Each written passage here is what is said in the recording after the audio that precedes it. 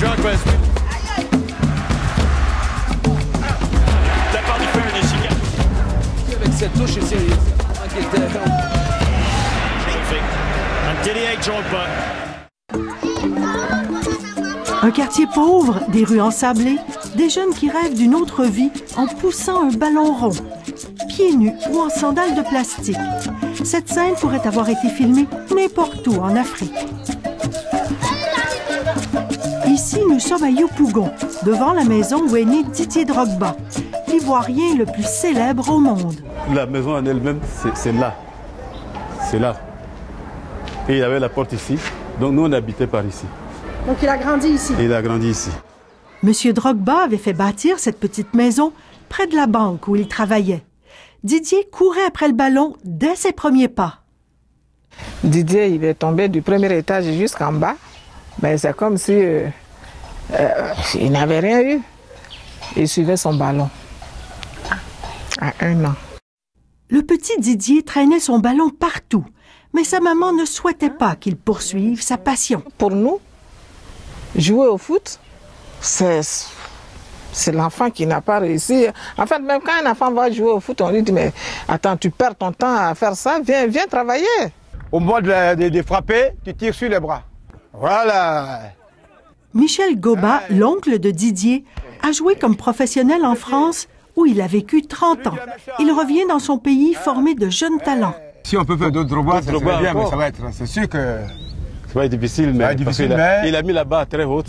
Quand Michel Goba jouait en Europe, c'était lui, le héros de la famille. Didier part vivre en France avec son oncle à l'âge de 5 ans. Son père y voit l'occasion de lui offrir de bonnes études. Vous vouliez pas qu'il joue au foot? Ah non. Ah non. Ah ouais.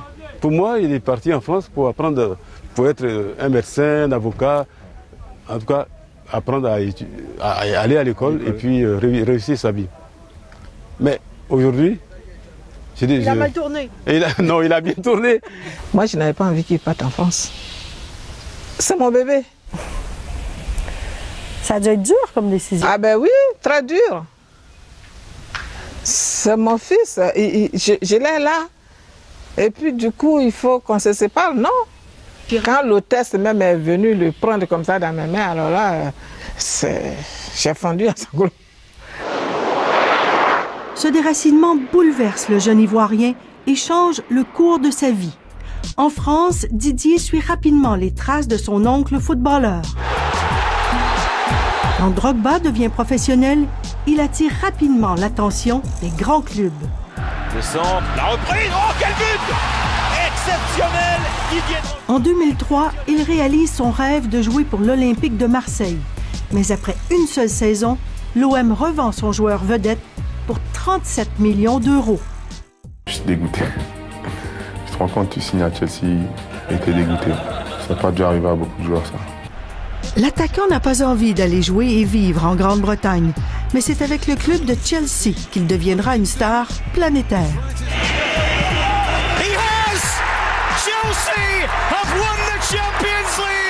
Drogba joue en Europe pour gagner sa vie. En Côte d'Ivoire, c'est pour l'honneur qu'il joue. Attention, on le dit!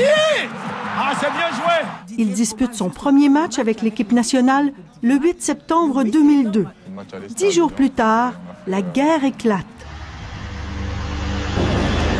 Des rebelles tentent de renverser le gouvernement. Le coup d'État raté plonge le pays en crise. 2 clans politiques s'arrachent le pouvoir et coupent le pays en 2. Les rebelles ont la mainmise sur le nord, une région pauvre où les musulmans sont majoritaires. Le gouvernement Gbagbo contrôle le sud, plus chrétien et plus développé. La fondation pourrait le faire. Alain Lobognon était ministre des Sports jusqu'à l'an dernier. Durant la guerre, c'était le porte-parole des forces rebelles dans le nord. Après 2 coups de feu, les Ivoiriens se retrouvent devant leur télévision, donc derrière leur équipe nationale, en train de jubiler. Didier Drogba est donc cet espoir d'une paix, cet espoir de voir les Ivoiriens rassemblés.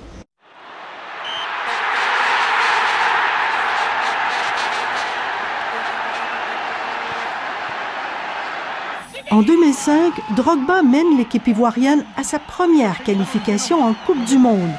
Un événement historique pour la Côte d'Ivoire. Le capitaine des éléphants profite de l'émotion pour lancer un appel à la paix. S'il vous plaît, déposez tous les armes. faites les élections, organisez les élections et tout ira du mieux. On veut s'amuser. Arrêtez vos fusils là. On veut s'amuser. Arrêtez vos fusils là. La Côte d'Ivoire, pour la première fois participer à la Coupe du Monde, ben, c'était quelque chose d'énorme. Blaise Kouassi est un ami de Drogba depuis qu'ils ont joué ensemble en Bretagne il y a 14 ans. Ce jour-là, à Khartoum, le défenseur s'est agenouillé avec les autres joueurs. Le message qu'on s'est réunis pour pouvoir faire passer par Didier, parce que c'est lui qui parlait, parce que c'est lui le capitaine, parce que c'est lui le leader, mais c'était quelque chose de fort. Ça venait de lui en plus, ça venait du fond du cœur. Au lendemain de chaque victoire, les joueurs sont accueillis à Abidjan par des centaines de milliers de partisans. Tout rêve des joueurs africains de jouer dans son équipe nationale. En plus de jouer chez soi, c'est inexplicable. Les moments qu'on vit, même à vous raconter, je revis ces moments et j'ai des frissons. Les succès des éléphants agissent comme un baume sur des plaies vives. Mais Didier Drogba ne se contente pas de compter des buts. Il exploite sa notoriété pour ouvrir une brèche dans le mur qui coupe le pays en deux. Je souhaiterais vous demander à aller présenter le Ballon d'Or à Boaké.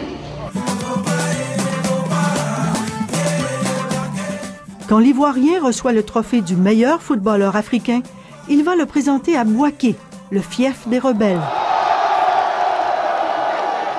Drogba donne même l'accolade au chef des rebelles, Guillaume Soro, qui sera le lendemain nommé Premier ministre d'un gouvernement de coalition nationale. Je vois encore les soldats faire des coudes pour porter Didier Drogba. Donc, ils ne cherchaient pas à porter une arme, ils cherchaient à toucher le trophée et à prendre des photos avec Didier Drogba. Le capitaine pousse l'audace d'un cran. Il insiste pour qu'un match de l'équipe nationale soit joué en plein territoire rebelle. Il a obligé tout le monde à partir à Boaké pour assister au match. Il y a beaucoup qui sont partis. Le stade était plein. Et comment vous vous êtes senti, vous, à voir ça? J'avais peur. Sincèrement, j'avais peur. Monsieur Drogba et les autres dignitaires quittent le stade avant la fin du match, car les forces de sécurité craignent une attaque. Quand Didier marque le 5e et dernier but, la foule crie tellement fort que son père, qui est en train de s'éloigner du stade, pense au pire. Moi, j'ai eu peur, j'ai dit, mais qu'est-ce qui s'est passé là? C'est la guerre qui a commencé ou quoi? Non, on dit non, que c'est Didier qui a marqué. Ah, d'accord. Drogba ne joue plus pour l'équipe nationale et n'est plus un des footballeurs les mieux payés de la planète. Mais son étoile brille toujours dans les yeux de millions d'Ivoiriens qui continuent de suivre ses performances à distance. Voilà, on est prêt pour ce match. Il est 19h30 à Montréal, le 23 juillet. Drogba est de retour au jeu après quelques semaines d'absence. Au même moment, il est 23h30 à Abidjan. Ses partisans s'installent dans un maquis, un bar à ciel ouvert, et comparent les sites web pour suivre le match. Les fans ivoiriens n'espèrent pas grand-chose de leur idole ce soir-là. Drogba se remet d'une blessure et il n'a pas marqué depuis 2 mois. Mais à la 19e minute,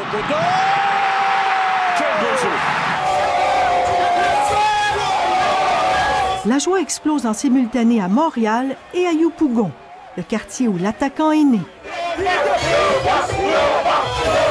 Drogba est considéré comme la vitrine de la Côte d'Ivoire. Quand on te demande tu viens de quel pays, tu ne dis pas je viens de la Côte d'Ivoire. Tu dis je viens du pays de Didier Drogba. Et automatiquement, on te reconnaît.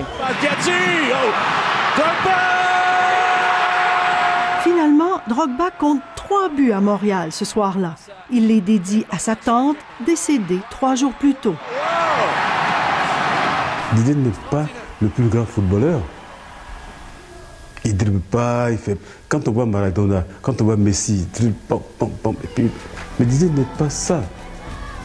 Mais quand on a la gloire et la grâce de Dieu sur soi, tu poses un petit acte et puis on parle de toi.